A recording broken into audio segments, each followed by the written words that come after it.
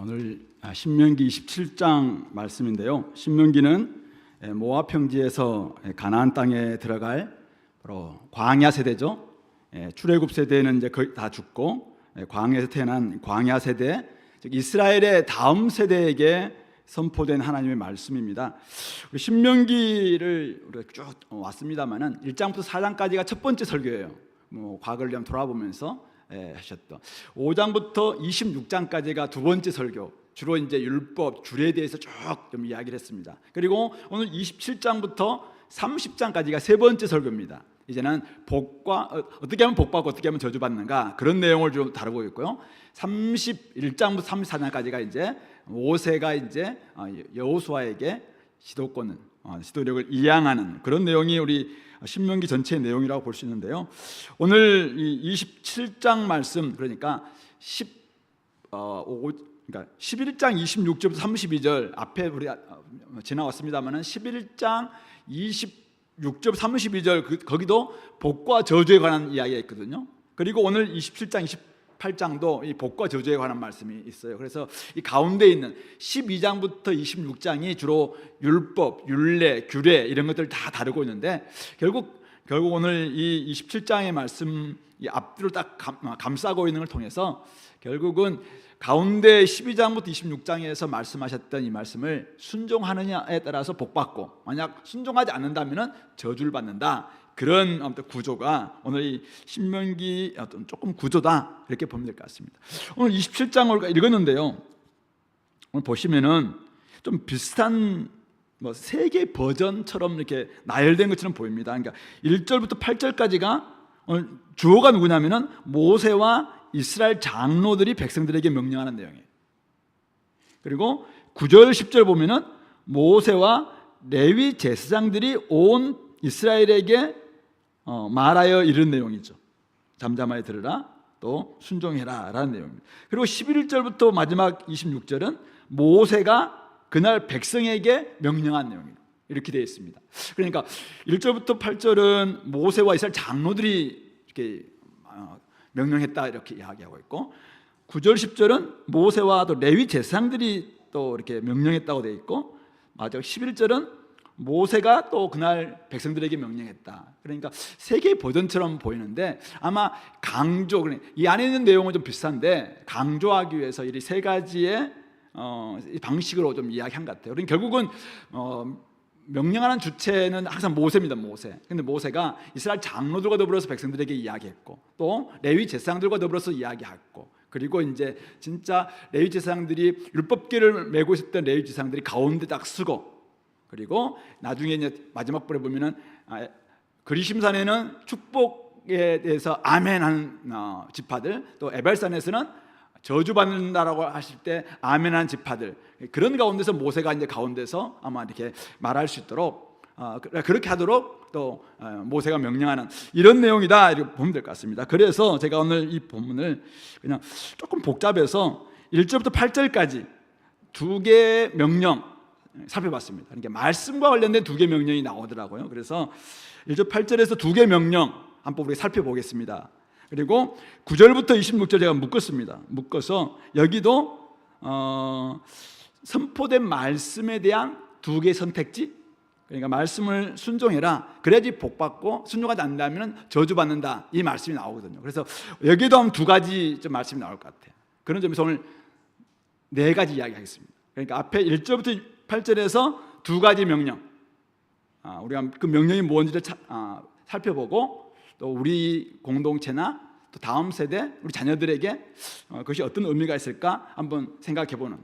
그리고 두 번째 9절부터 26절에서 선포된 말씀에 대해서 두 가지 이제 두 개 선택지가 있겠죠. 순종하면 복받고 불순종하면 저주받는다, 이 선택지가 우리가 있을 때 어떻게 우리가 좀 이것을 그러면 청종할 것인가, 또 어떻게 복의 통로가 될 수 있을 것인가, 이런 부분도 두 가지 좀 더 이야기하는, 오늘 네 가지 정도 이야기할 테니까 그렇게 한번 우리가 살펴보고, 우리는 오늘 우리에게 주어진 이 말씀 앞에서 어떻게 반응할지 한번 생각해 보겠습니다. 자, 1절부터 8절 말씀에서 제가 두 개의 명령이라고 이야기했는데요, 첫 번째 명령은 오늘 모세가 장로들과 함께 이제 이렇게 이야기하고 있죠. 이 명령을 너희 다 지켜라 하면서 2절, 너희는 요단을 건너 지금은 이제 모압 평지에 있습니다. 요단을 건너서 여호와께서 내게 주신 땅에 들어가는 바로 그날에, 이제 요단강을 건너서 그날에 큰 돌들을 세우고 석회를 발라라. 그리고 건넌 후에 그 율법의 모든 말씀을 그 위에 기록해라. 그리하면은 이제 하나님 말씀대로 적과 꿀이 흐르는 땅에 들어갈 수 있다라는 이야기를 하죠. 그리고 4절에서도 요단을 건너거든 내가 오늘 너희에게 명령한 이 돌들을 에발산에 세우고 그 위에 석회를 바르고, 그리고 8절의 말씀 보시면은 너는 이 율법의 모든 말씀을 그 돌 위에 분명하고 정확하게 기록해라. 첫 번째 명령이 뭐냐면은 돌들을 세우고 석회를 발라서 거기에 모세가 지금까지 앞에 쭉 이야기했던 이 율법의 말씀이죠. 5절부터 26절까지 계속해서 이제 이렇게 지켜야 된다는 규례를 주셨는데 그 말씀을 그 돌들에 기록해라. 그것이 첫 번째 명령입니다. 그러니까 돌들 잘 세우고 석회 바르고 말씀을 기록하는데 정확하게 분명하게 기록해라. 이게 첫 번째 명령입니다. 두 번째 명령은 5절, 6절, 7절에 나와 있는데 거기서 하나님을 위하여 제단, 돌단을 쌓되, 그러니까 하나는 돌을 세우는 것이고 이거는 이제 두 번째는 돌단을 쌓는 겁니다. 근데 쌓되 쇠연장을 대지 말라. 6절에서는 다듬지 않은 돌로 내 하나님 여호와의 제단을 쌓고 그 위에 하나님께 번제를 드리라. 그리고 또 화목제를 드리라. 거기에서 먹으며 여호와 하나님 앞에서 즐거워하라. 두 번째 명령은 뭡니까?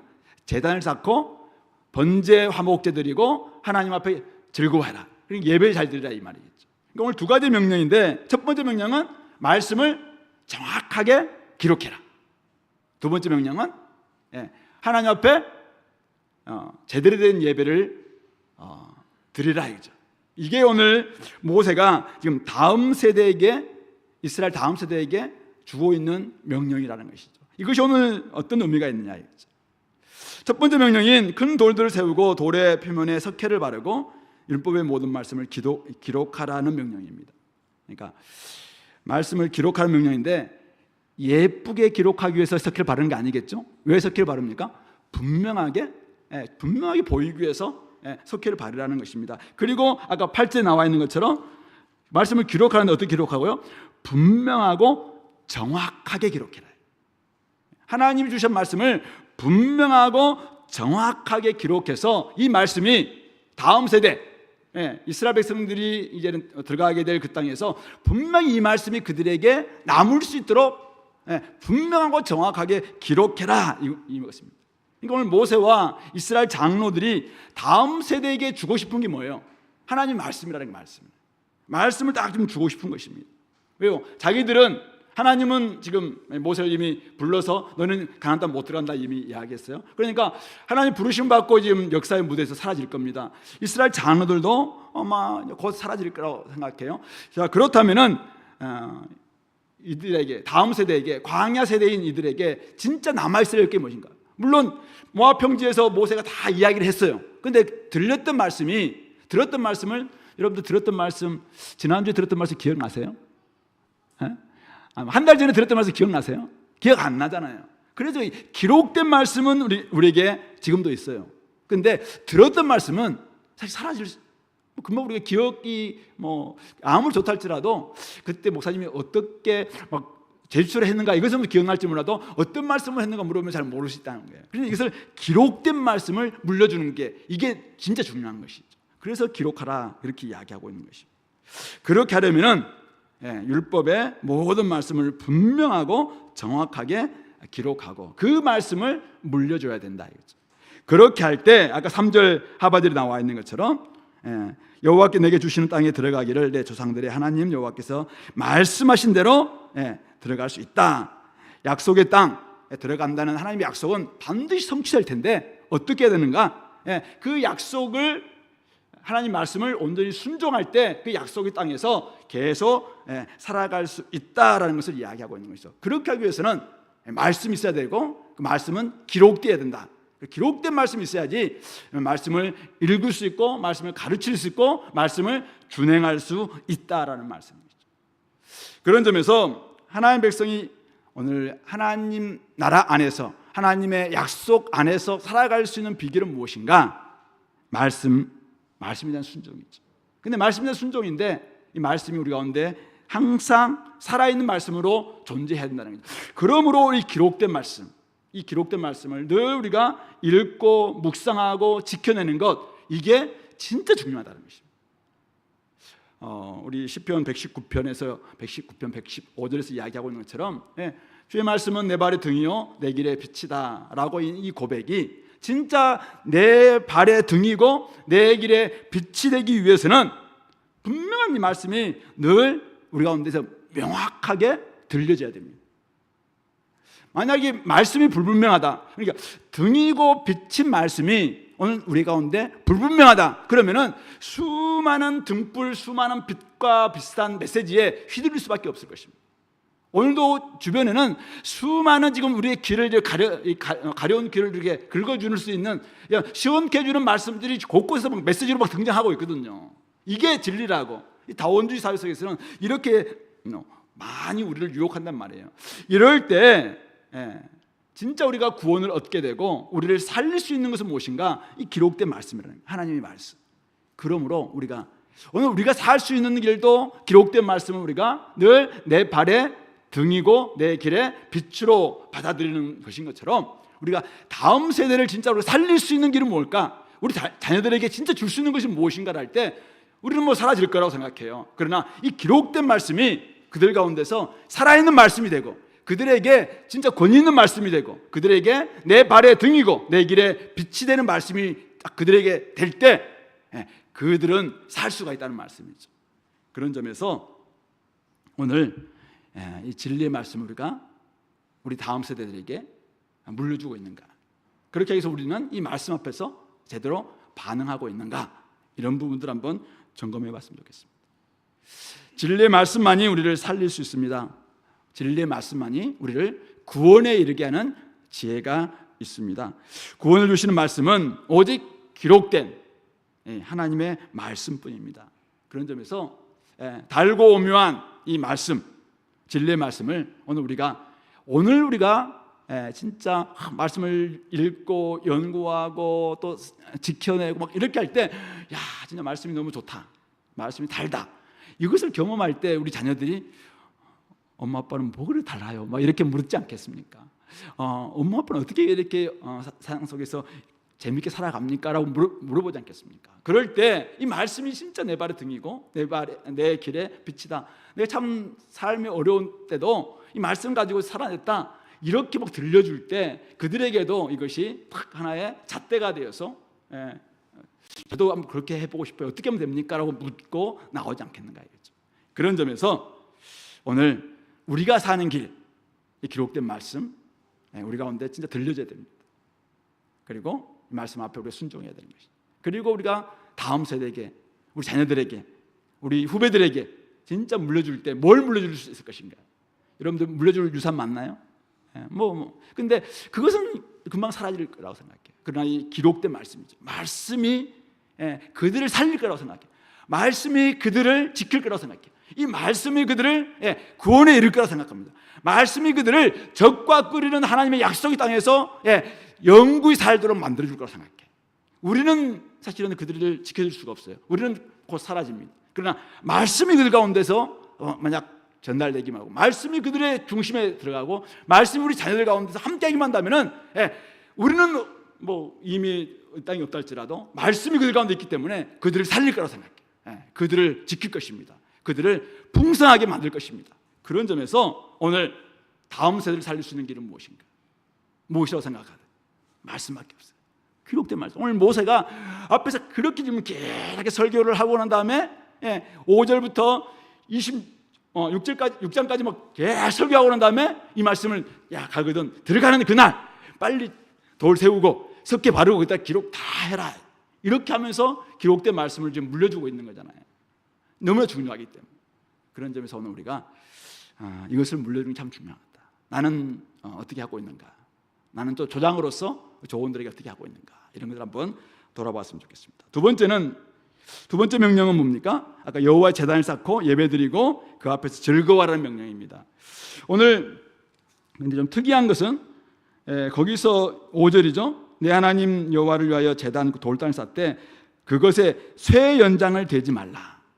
또 6절에서는 다듬지 않은 돌로 내 하나님 여호와의 제단을 쌓고 그 위에 번제 그 다음에 화목제를 드리고 거기서 먹고 여호와 앞에서 즐거워하라, 이렇게 명령하고 있다는 것입니다.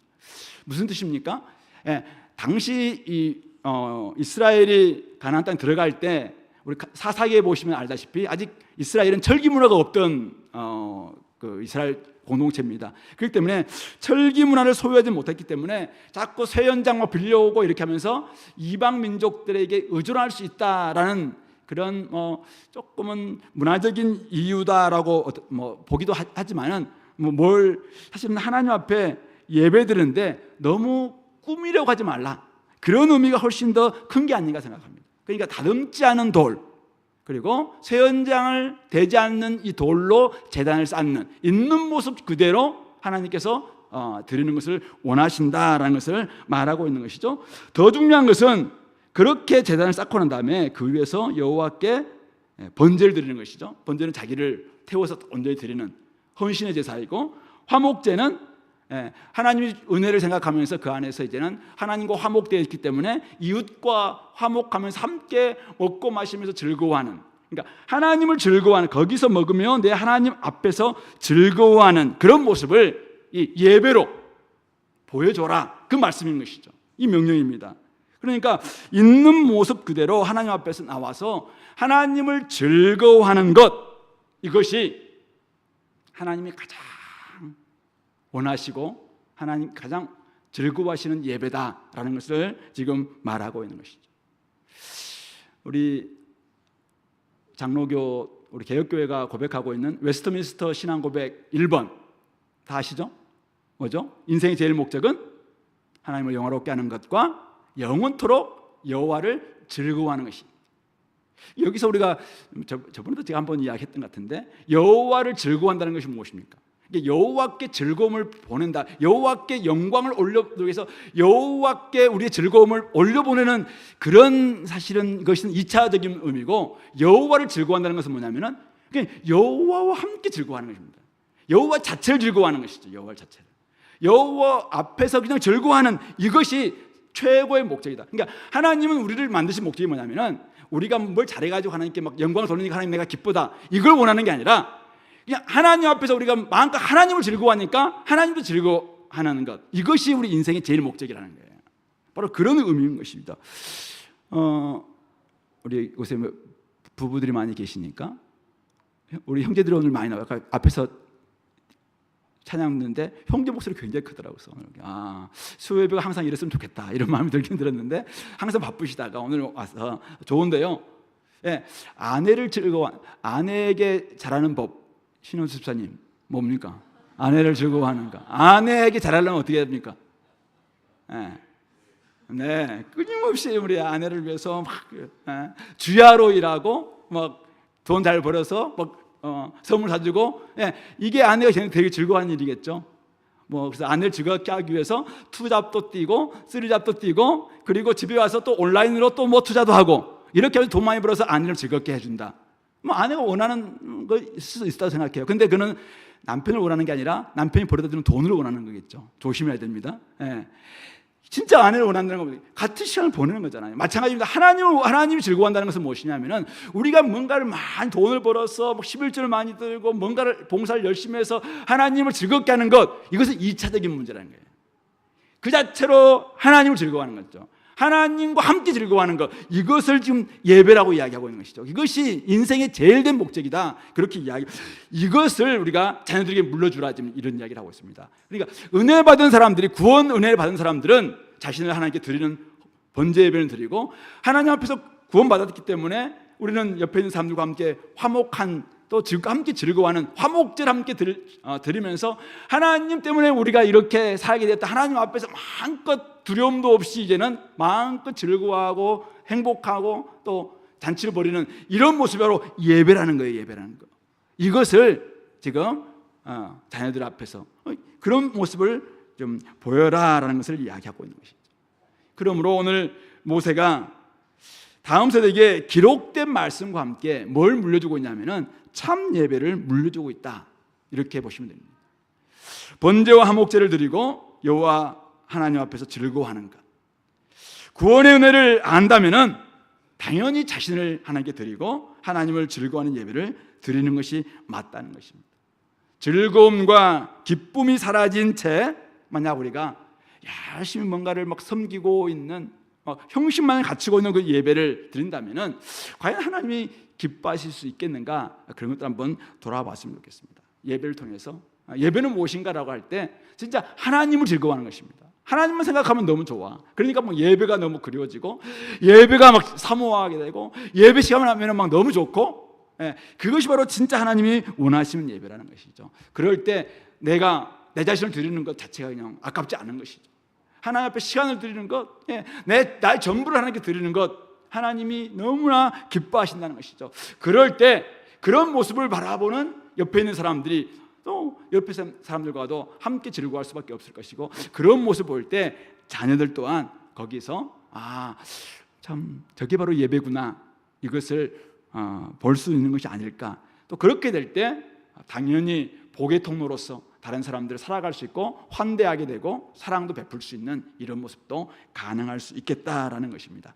그런 점에서 오늘 모세가 또 이 이스라엘 장로들이 주셨던 이 두 가지 명령, 하나님의 기록된 말씀을 물려주고 참 예배를 물려주기 위해서 지금 이렇게 명령하고 있는 이런 내용이잖아요.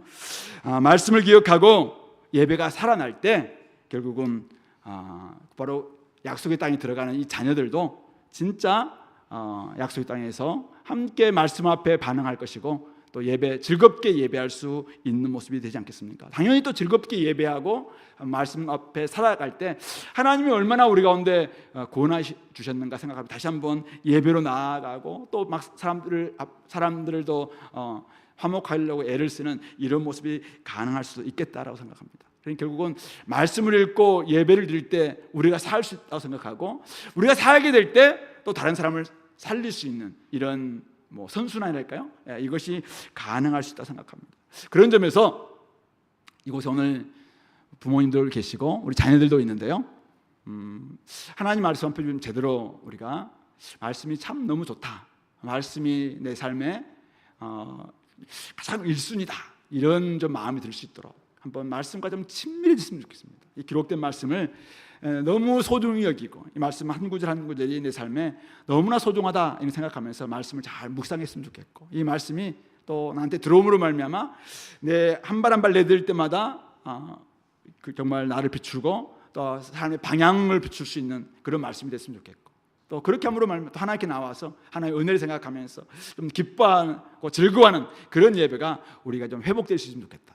그렇게 할 때 우리 자녀들도 그런 예배 가운데 나올 것이고 그렇게 말씀 앞에서 반응하게 될 것이고, 그러면 우리가 이 세상을 떠난다 할지라도 그들이 또 남아서 그런 모습을 보일 것이고 또 후대들에게 그런 모습을 또 물려줄 수 있지 않을까 생각합니다. 그런 점에서 우리 공동체, 또 우리 공동체 안에 있는 우리 모든 가족들이 말씀과 예배를 더욱더 사모할 수 있는 우리가 될 수 있기를 간절히 소망합니다. 이제 우리 11절부터 9절부터 26절인데요, 선포된 말씀에 관한 두 가지 선택지입니다.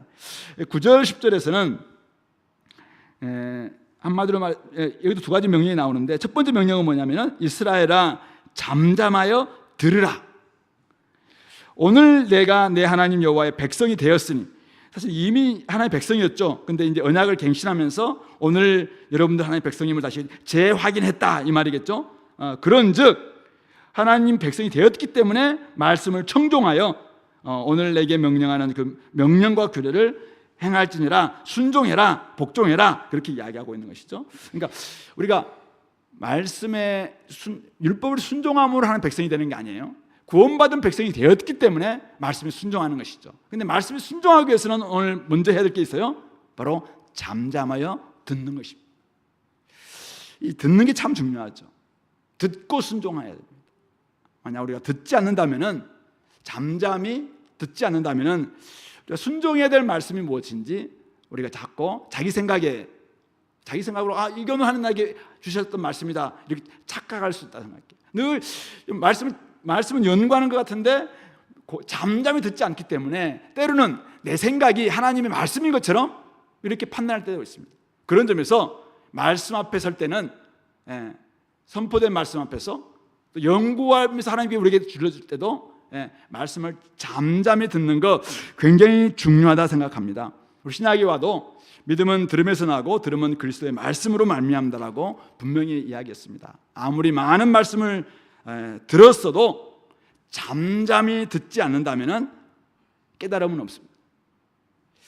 듣지 않으면 하나님께서 하신 일, 하나님이 하고 계신 일, 하나님이 앞으로 하실 일, 바로 그에 대한 신뢰, 이거 바로 믿음이죠. 믿음이 생길 수가 없다는 것이죠. 그런 점에서 오늘 모세와 레위 제사장들이 온 이스라엘 백성들에게 말하고 있는 것처럼 이스라엘아 잠잠하여 좀 들어라, 청종해라, 그렇게 이야기하고 있죠. 청종할 때 그런즉 청종, 오늘 백성이 되었기 때문에 청종하여 그 말씀 앞에 순종할 수 있다라는 것을 이야기하고 있습니다. 우리가 순종해야지 나중에 이제 우리가 복을 받게 될 텐데, 순종하기 위해서는 먼저 잠잠히 듣는 이 시간이 필요하다라는 것을 말하고 있는 것이죠.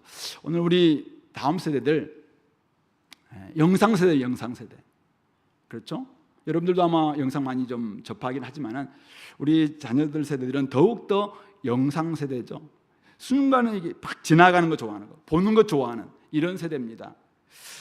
그렇기 때문에 영상에 익숙하다 보니까 자꾸 어떤 것을 듣는 부분들, 특히 잠잠히 듣는 말씀을 말씀 앞에 앉아서 기다리면서 잠잠하게 말씀을 묵상하는 것, 듣는 것, 이 시간이 조금 어려움을 겪는 것 같습니다.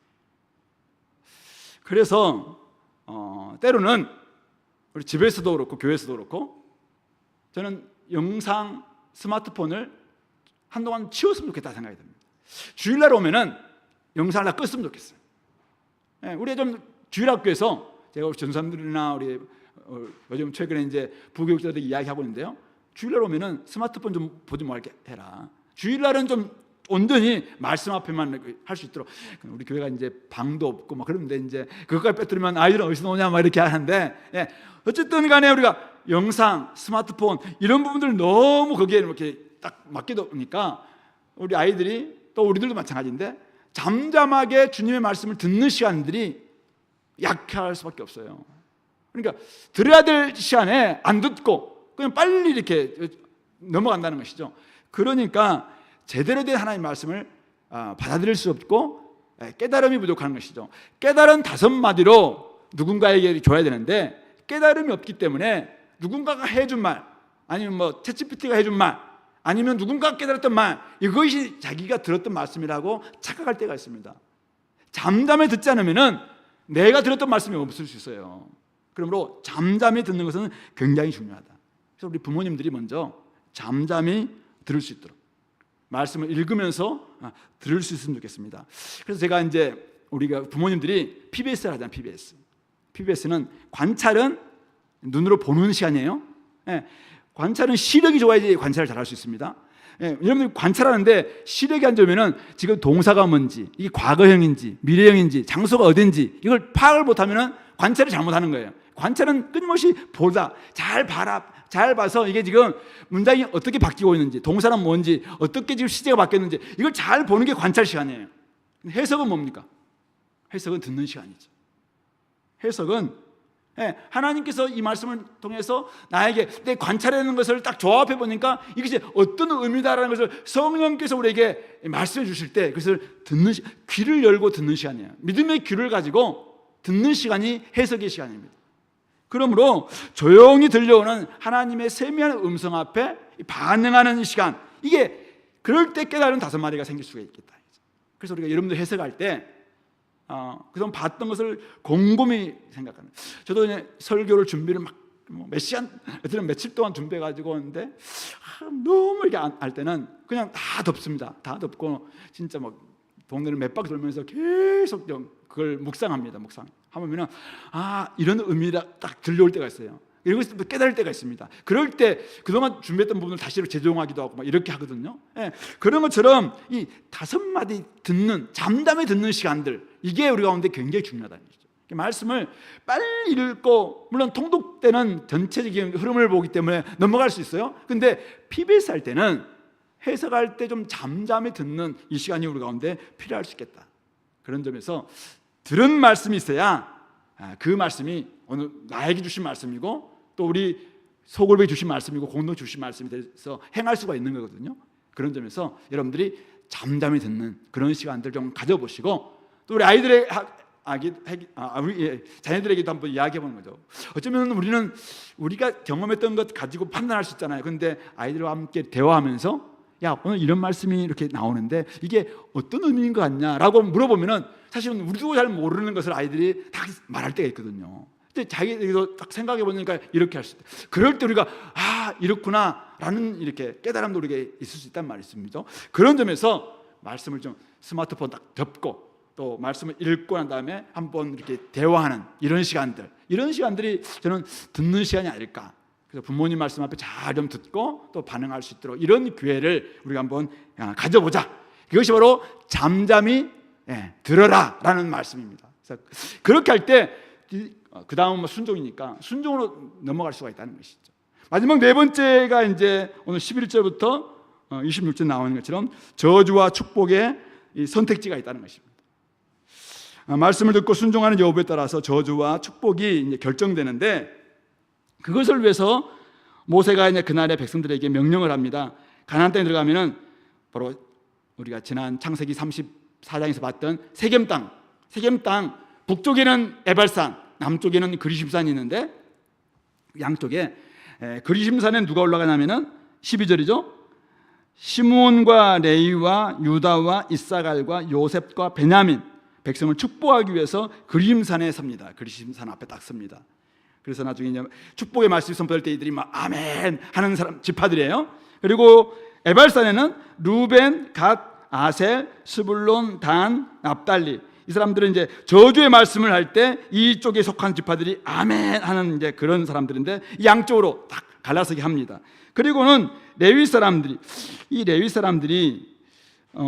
아까 레위가 어디 있어요? 12절 보시면은 그리심산에 서 있잖아요. 그러니까 레위 지파 중에서 많은 사람들은 그리심산에 있는데 이 14절에 있는 레위 사람들은 아마도 법궤, 언약궤를 메고 있는 레위 사람 제사장들이다라고 그렇게 해석하는 경우가 있는 것 같아요. 그래서 이 레위 사람들이 큰 소리로 이스라엘 모든 백성들에게 이제 말을 합니다. 15절부터 26절 나와 있는 이 말씀을 확 선포합니다. 그러면은 저주에 관련된 말씀은 에발산에 있는 쪽에 있는 사람들이 아멘 그렇게 하고 그다음에 28장에 가면 이제 축복의 말씀이 나오는데 축복에 관한 말씀에서는 그리심산에 있는 사람들이 아멘 하고 이런 이제 한마디로 세리머니 하라. 바로 이 내용입니다. 결국 이 말씀이 아멘 한다는 말은 뭐입니까? 저도 동의합니다. 그렇게 하겠습니다. 그리고 그것은 진실합니다. 그런 의미에서 이 말씀을 우리 이것이 하도록 그리고 하고 있습니다. 결국은 말씀 앞에 순종하면은 복을 받고 순종하지 않으면은 저주 받는다라는 것을 이 의식을 통해서 예식을 통해서 모든 공동체가 다 이제는 딱 마음에 좀 체화할 수 있도록 다 깨우침을 받을 수 있도록 이런 의식을 행하라라고 말하고 있는 것이죠. 그러면서 오늘 이제 레위 사람들이 구체적으로 선포할 말씀이 27장 15절부터 26절에 나옵니다. 12개의 율법이 나오는데 상당히 다 십계명과 관련되어 있어요. 자, 15절에 나와 있는 장색의 손으로 조각하거나 부어 만든 우상, 이것은 이제 제 2계명이죠. 어떤 신상도 만들지 말라. 근데 아마 1계명과도 관련이 있다고 생각해요. 그래서 그것을 은밀히 만드는 사람도 저주를 받을 것이다. 그럴 때 이제 모든 백성들이 아멘 이렇게 이야기합니다. 그리고 16절은 부모를 경홀히 여기는 자, 아마 제 5계명과 관련되어 있겠죠. 그래서 내 부모를 공경하라는 말씀 대신 경홀히 여긴다면은 저주를 받는다. 그때 아멘하고 또 그 이웃의 경계표, 그러니까 하나님이 모든 지파에게 이제 기업을 주시는데 경계표를 몰래 옮겨가지고 자기 땅을 차지하려고 하는 한마디로 말해서 도둑질하지 말라. 8계명인가요? 8계명을 어기는 사람, 저주받는다. 맹인에게 길을 잃게 하는 자. 근데 이거는 조금 어느 계명에 속한지는 잘 모르겠어요. 근데 아마 사회적 약자에 대해서 불의하게 행하는 사람들은 저주를 받는다. 이건 앞에서 쭉 이야기했던 어떤 그런 내용 중에 속합니다. 객과 고아와 과부의 송사를 억울하게, 이게 거짓 증언을 함으로 말미암아 억울하게 하는 이런 경우를 가리키는 것 같아요. 이게 제9계명에 해당되는 부분이겠죠. 예, 이런 사람들은 또 저주를 받는다. 20절부터 23절에서는 조금 읽기가 좀 그래요. 어쨌든 수간, 그다음에 하나님께서 원하지 않는 이런 관계에서 나오는 이런 성관계, 이런 사람들은 다 저주를 받는다라는 것을 이야기하고 있습니다. 이런 부분들은 당시의 가나안에 한마디로 문란했던 성문화를 좀 반영하고 있다라고 많은 사람들이 이야기해요. 그런 사람들은 저주를 받는다. 하나님의 창조 질서를 어지럽힌 부분이기 때문에 저주를 받는다. 그리고 24절에 그의 이웃을 암살하는 자, 그리고 이웃을 살인하지 말라는 계명을 어기는 사람들도 저주를 받는다. 무죄한 자를 죽이려고 뇌물을 받는 자, 그러니까 결국은 돈 때문에, 탐심 때문에 다른 사람들을 죽이는 10계명과 또 6계명을 어기는 거죠. 그런 사람들도 저주를 받는다. 그리고 마지막 26절은 이 율법의 말씀을 실행하지 않는, 불순종뿐만 아니라 실행하지 않는 자도 저주를 받을 것이다 할 것이요, 모든 백성은 아멘 그렇게 할 것을 이야기하고 있는 내용입니다. 하나님 말씀을 적극적으로 어겼든 소극적으로 실행하지 않든 불순종하는 자에게는 저주가 임한다라는 말씀 앞에 여기서 다 아멘 하도록 그렇게 이야기하고 있는 것이죠. 오늘 27장에서는 축복에 관한 말씀이 없습니다. 그러나 아까 우리 12절에 거리심산에 축복하기 위해서 선 사람들이 또 아멘 하는 것처럼 나도 28장에 우리 같이 연결된다는 의미 속에서 저주의 길과 축복의 길이 이 선포된 말씀 앞에서 우리가 아멘 다 했어요. 근데 그것을 순종하느냐 순종하지 않느냐에 따라서 저주가 임하거나 축복이 임한다라는 것을 말하고 있는 것이죠. 오늘 15절부터 26절을 보면은 흐름이 첫 번째 계명이 바로 하나님과 관계에서 잘못된 부분이잖아요. 결국 하나님 외에 다른 신을 섬기고 하나님을 또 우상으로 만들어서 신상 만들고 이런 사람들, 그것을 은밀하게 만들었다 할지라도 하나님 앞에 이것은 저주받는 행위다라는 것을 이야기합니다. 그래서 하나님을 버리고 우상을 숭배하는 그런 가정, 그런 개인, 그런 나라가 하나님의 저주를 받을 수밖에 없다. 그리고 그 흐름은 16절부터 쭉 나와 있는 것처럼 가정과 사회와 성과 공동체에 있어서 안에 있어야 될 하나님의 창조 질서가 다 무너뜨려지게 만드는 바로 그 첫 출발이 결국 하나님 앞에서 하나님을 섬기지 않고 우상 숭배하는 이런 모습 때문에 된다라는 것을 잘 보여주고 있죠. 그래서 오늘날도 우리 사회를 보면은 하나님을 섬기지 않기 때문에 하나님 앞에 하나님을 제대로 섬기지 않고 우상을 딱 섬기는 이 처음 12가지 중에서 처음이 잘못되니까 그 다음부터는 다 잘못될 수밖에 없어요. 동성애니 오늘날 가정이 무너진 다 왜 그렇게 나오냐면은 하나님을 제대로 섬기지 않기 때문에, 하나님 앞에서 우상 숭배하기 때문에 지금 이런 모습이 나올 수 있다라는 것을 이야기하고 있는 것이죠. 결국은 오늘 이 말씀, 모든 인간들은 모든 율법을 다 지킬 수는 없겠죠. 그러므로 모든 인간은 율법의 저주 아래에 있을 수밖에 없다라고 우리 갈라디아서에서는 이야기하고 있습니다. 우리 인간의 힘으로는 이 모든 것을 지킬 수 없습니다. 모든 인간은 그래서 그 죄값으로 저주 아래 있는 죽을 수밖에 없는 존재가 되는 것이죠. 저와 여러분들도 마찬가지였습니다. 저주 아래 있었던 우리들에게 주님께서 오셔서 율법의 저주를 끊으시고 복과 자유를 우리에게 허락해 주셨습니다. 그래서 오늘날 제가 이 말씀을 어떻게 적용할까 하다가, 오늘 우리는 이미 하나님의 백성이 되었고 우리 가운데는 성령님도 계시는 분, 성령이 우리 가운데 들어와 있습니다.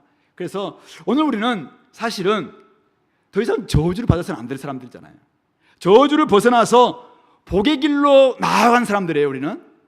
그렇죠? 근데 어떤 사람이 복을 받냐면은 하나님 말씀 앞에 순종할 때 복을 받는다고 이야기하고 있습니다. 그러니까 하나님 앞에 순종하지 않고도 복을 받을 수 있는 길은 없어요. 그러니까 하나님 앞에 순종할 때 하나님께 주시는 진짜 하늘의 복, 이 땅에 필요한 복들 다 주신다고 하나님이 약속하고 있습니다. 그래서 저주의 길을 벗어나서 복의 길로 나아갈 수 있는 길은 무엇인가? 갈라디아서에서는 뭐라고? 5장 1절에서 다시는 종의 멍에를 매지 말아야 된다고 이야기하고 있습니다. 무슨 말입니까? 죄가 시키는 대로 살지 않고 죄에 대해서 단호하게 나는 더 이상 너의 종 아니야 라고 딱 선포하고 죄에 대해서 자유를 누릴 때, 죄가 우리를 끊임없이 우리를 막 얼감매고 죄 짓게 만들 때마다 내가 하나님 앞에 살아있는 존재이고 나는 더 이상 너의 종이 아니야 라고 단호하게 딱 이렇게 선언하고 진짜 자유를 누릴 수 있는 이런 모습이 바로 종의 멍에를 매지 않는 것이죠. 그런 점에서 오늘 하나님 말씀을 여러분들 읽고 아멘! 제가 이렇게 살겠습니다 라고 결단했다면 그 말씀을 살아내야 될 책임이 저와 여러분들이 있는 거예요. 그리고 우리에게는 살아낼 수 있는 능력도 있어요, 없어요? 있다는 거예요. 누가 있어요? 우리 가운데 성령님이 계시기 때문에. 혼자 힘은 안 돼요. 그래서 하나님이 성령님을 주신 거예요. 근데 우리가 신약에 보면은 제가 보니까 성령님만 주신 게 아니에요. 한 주체를 더 주셨는데 공동체를 주셨어요. 그래서 하나님 우리에게 주신 두 가지 선물이 있는데, 하나는 우리 내면 안에서 우리를 도우시는 보혜사인데, 성령님이 우리에게 끊임없이 야, 이 길로 가라, 이게 맞다 라고 하면서 우리를 막 격려해 주시는 거예요. 박 목사, 야, 그 길 맞아, 그렇게 살아야 돼, 네가 그렇게 해야지 사는 길이야 하면서 내 안에서 성령님이 막 응원해 주는 것이죠. 그걸 가라고.